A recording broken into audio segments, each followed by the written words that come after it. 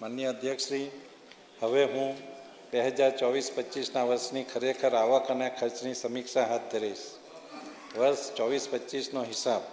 વર્ષ 24-25 દરમિયાન ચોખ્ખી લેવડ દેવડના કારણે 344 કરોડની પુરાંત રહેશે એવી ધારણા સુધારેલા અંદાજમાં હતી.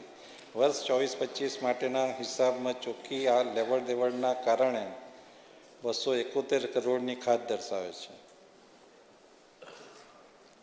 વર્ષ 25-26ના સુધારેલા અંદાજ. વર્ષ 25-26ના સુધારેલા અંદાજમાં ચોખ્ખી લેવડ દેવડના કારણે 1007 કરોડની પુરાંત રહેવાની ધારણા હતી.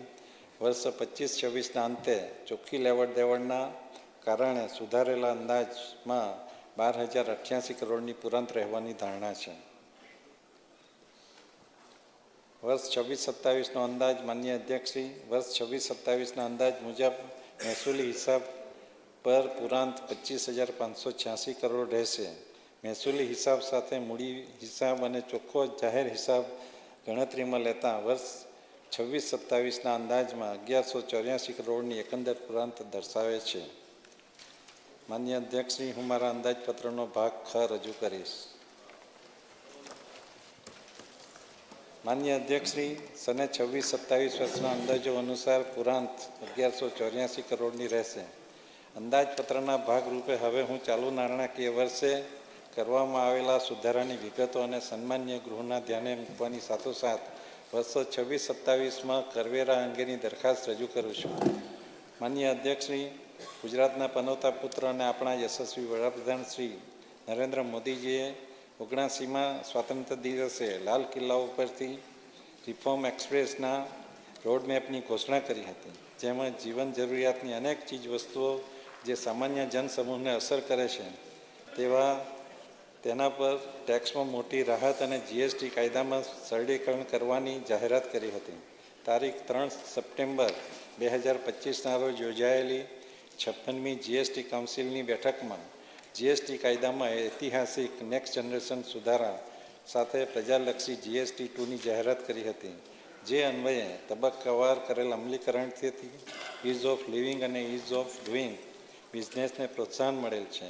આ નિર્ણયથી વિવિધ લાભાર્થીઓ, ખાસ કરીને સામાન્ય માણસ, ખેડૂત, નાના અને મધ્યમ કક્ષાના ઉદ્યોગોને સીધો નોંધપાત્ર રીતે લાભ થયેલ છે. વેરા ઘટાડાના પરિણામે એક જ વર્ષમાં 11,000 કરોડ જેટલી જીએસટી વેરાની બચત થકી દરેક પ્રજાજનને એનો લાભ મળેલ છે.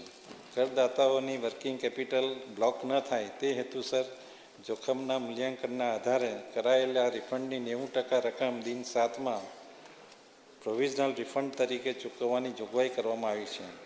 રજિસ્ટ્રેશન પ્રક્રિયાને વધુ સરળ બનાવવા વૈકલ્પિક જીએસટી રજિસ્ટ્રેશનની યોજના શરૂ કરવામાં આવી છે. નાના અને મધ્યમ ઉદ્યોગકારો કે જેઓ દર મહિને 2.5 લાખ સુધીની વેરા શાખ પાસ ઓન કરે તો તેઓને કામકાજમાં 3 દિવસમાં જીએસટી રજિસ્ટ્રેશન મળી રહે તેવી જોગવાઈ કરવામાં આવી છે. આ યોજના હેઠળ 3 જ માસમાં આશરે 52,000 જેટલા વેપારીઓએ નોંધણી નંબર મેળવેલ છે. જીએસટી આવક. જીએસટી તંત્રની કાર્યદક્ષતા અને રાજ્યના કરદાતાઓના સહકારથી ગત નાણાકીય વર્ષમાં ટેક્સ કલેક્શનની સરખામણીમાં ચાલુ નાણાકીય વર્ષમાં 12%ની વૃદ્ધિ બતાવે છે. ગુજરાત જીએસટી હેઠળ નોંધાયેલ કરદાતાઓ ગત નાણાકીય વર્ષ કરતાં 8% વધારા સાથે કુલ નોંધાયેલ કરદાતાઓની સંખ્યા 13.69 લાખ છે. GST return. ગુજરાત કરદાતાઓની શિસ્તબદ્ધતાના પરિણામે નાણાકીય વર્ષ 25-26 દરમિયાન ગુજરાત રાજ્ય સમગ્ર દેશમાં સતત પ્રથમ ક્રમ જાળવી રાખેલ છે. આ સિદ્ધિ માટે રાજ્યના આર્થિક વિકાસમાં સહભાગી થવા માટે રાજ્યના તમામ કરદાતાઓનો હૃદયપૂર્વક આભાર માનું છું. માનનીય અધ્યક્ષશ્રી, વેપારીઓની સુવિધાઓ અને રજિસ્ટ્રેશન પ્રક્રિયાના સરળીકરણની વાત કરીએ તો જામનગરના વેપારીઓને રજિસ્ટ્રેશનના બાયોમેટ્રિક અને ડોક્યુમેન્ટેશન વેરિફિકેશન માટે જૂનાગઢ આવવું પડતું હતું. તેઓની અગવડ પડતી હતી અને એ સમયનો વ્યય થતો હતો.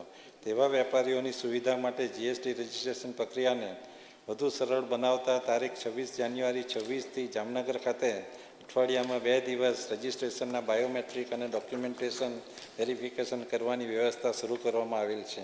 આ સુવિધાનો વ્યાપ વધારતા આગામી સમયમાં આણંદ, ભરૂચ, મોરબી, સુરેન્દ્રનગર, ભુજ તેમજ પાટણ ખાતે પણ આ વ્યવસ્થા ઊભી કરવામાં આવશે. માનનીય અધ્યક્ષશ્રી, માનનીય વડાપ્રધાન શ્રી નરેન્દ્ર મોદીજીના ગ્રીન ગ્રોથની સંકલ્પનાને સાકાર કરવાના ભાગરૂપે પર્યાવરણની જાળવણી અને સંવર્ધન માટે જે ઇલેક્ટ્રિક વાહનો ઉપર 6% સુધી ઉચ્ચક વાહનવેરો અમલમાં છે તેવા સંપૂર્ણ ઇલેક્ટ્રિક બેટરીથી સંચાલિત વાહનો પર 1 વર્ષ માટે 5% સુધી રિબેટ અસરકારક 1% લેખે વેરાના દર રાખવાનો નિર્ણય ગત બજેટમાં જાહેર કરવામાં આવેલ હતો. 1 વર્ષની સમય મર્યાદા પૂરી થનાર છે. માનનીય મુખ્યમંત્રી શ્રી ભૂપેન્દ્રભાઈ પટેલના નેતૃત્વ હેઠળની અમારી સરકાર દ્વારા આ રિબેટને વધુ 1 વર્ષ લંબાવવામાં જાહેરાત કરું છું. આ નિર્ણયથી પર્યાવરણની સંવર્ધનની સાથે સાથે રાજ્યની જનતાને આશરે 210 કરોડ જેટલી રાહત પહોંચાડવાનો પણ શુભ આશય છે.